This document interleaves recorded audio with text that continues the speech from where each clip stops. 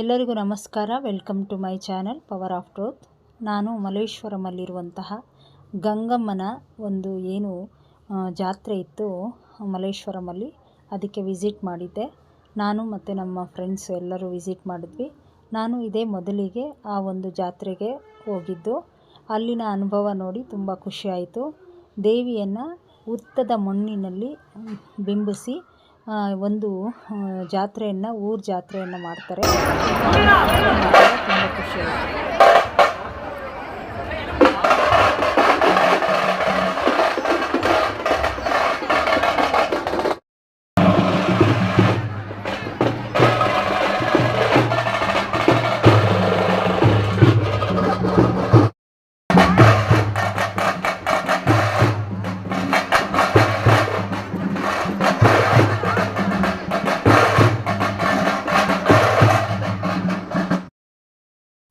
ತುಂಬ ನೂಕು ನುಗ್ಗಲು ಜನ ಸ್ತೋಮ ಜಾಸ್ತಿ ಇದ್ದಿದ್ದರಿಂದ 2 ದಿವಸ ಈ ಜಾತ್ರೆ ನಡೆಯುತ್ತೆ.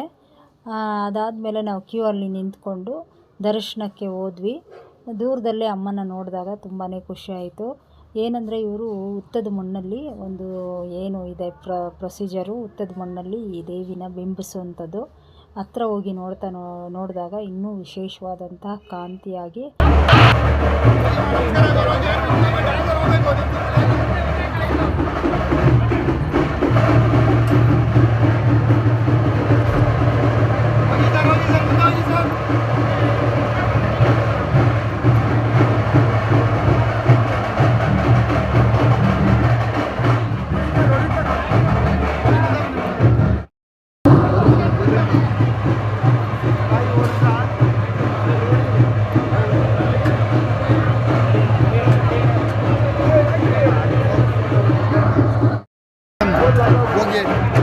ಅಲ್ಲಿ ಹೋಗಿ ಫೋಟೋ ಹೊಡಿದ್ರು. ಹೋಗಿ ಆ ಕಡೆ ಹೋಗಿ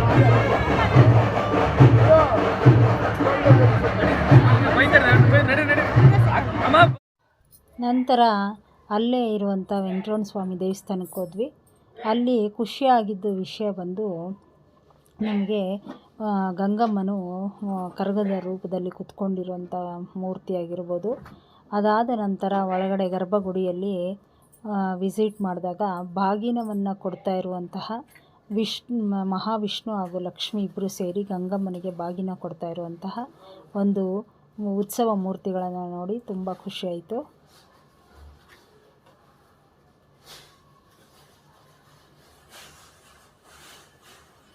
ಸೂಜಿಯಲ್ಲಿ ನಿಂಬೆಹಣ್ಣು ಚುಚ್ಚಿಕೊಂಡು ಅದನ್ನು ದೇಹಕ್ಕೆ ಚುಚ್ಕೊಂಡಿದ್ದಾರೆ. ಈ ಥರ ಒಂದು ಸೇವೆಯನ್ನು ಮಾಡ್ತಾಯಿದ್ರು. ಇದು ನಾನು ಫಸ್ಟು ಬಾರಿಗೆ ನೋಡಿದ್ದೀನಿ.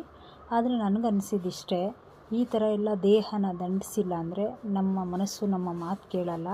ಅದಕ್ಕೋಸ್ಕರ ಈ ಥರ ಎಲ್ಲ ಮಾಡಿ ದೇವಿಗೆ ಸಮರ್ಪಣೆಯನ್ನು ಮಾಡಿದ್ದಾರೆ ಅಂತ ನನಗೆ ಗೊತ್ತಾಯಿತು.